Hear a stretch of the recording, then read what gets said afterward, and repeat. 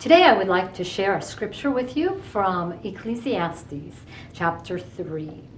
Beginning in verse 1, it reads, "There's a season for everything and a time for every matter under the heavens, a time for giving birth and a time for dying, a time for planting and a time for uprooting what was planted, a time for killing and a time for healing, a time for tearing down and a time for building up, a time for crying and a time for laughing, a time for mourning and a time for dancing, a time for throwing stones and a time for gathering stones, a time for embracing and a time for avoiding embraces, a time for searching and a time for losing, a time for keeping and a time for throwing away, a time for tearing and a time for repairing,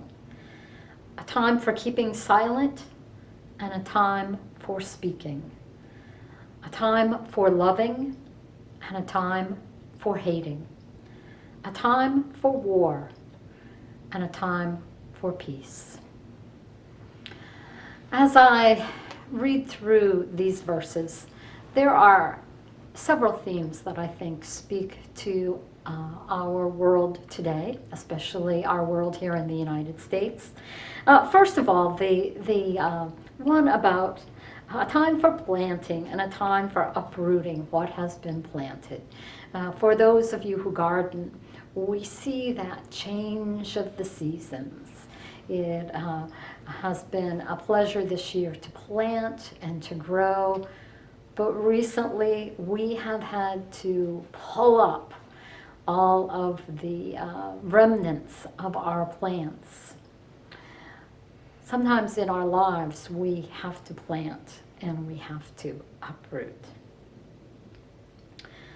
Another theme that jumped out for me was there is a time for tearing and a time for repairing. In our political world, we have had a lot of struggles, a lot of differences of opinion, and there is a time for that, for expressing your opinion. But there are other times when we need to put aside our personal preferences to repair and to move forward. I think that can speak to us at this time in our country. Another verse that particularly jumped out at me during this COVID time is the verse that says, "A time for embracing and a time for avoiding embraces."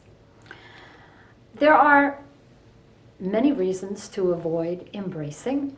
One is when you have a cold and you don't want to spread your cold.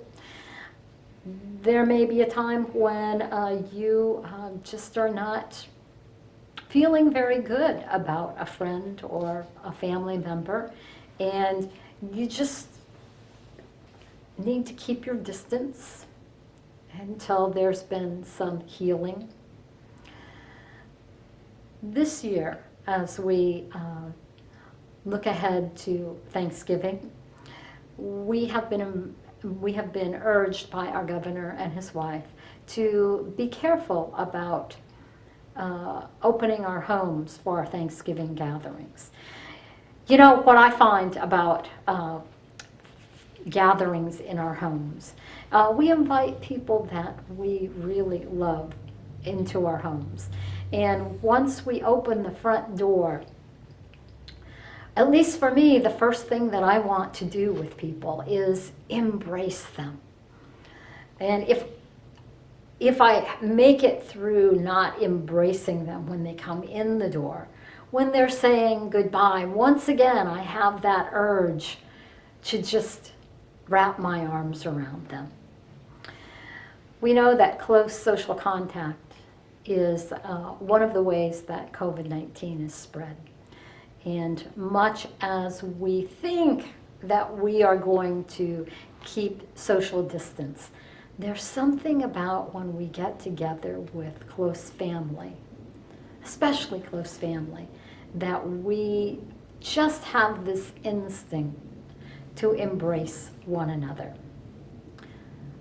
This year, as we think ahead to our Thanksgiving celebrations, we need to keep in mind that much as we think we can stay socially distanced in our homes, we probably really can't.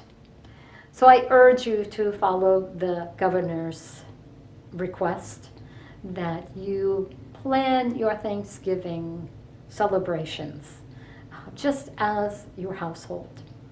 There will be plenty of time to get together later. There will be plenty of time later to share those embraces. But there is no reason to take the risk in this time period when the numbers are growing and the risk of spreading the COVID-19 infection is so high. So remember this verse. There is a time for embracing and a time for avoiding embraces. May you find ways that you can communicate your love to your family and friends without being together and embracing.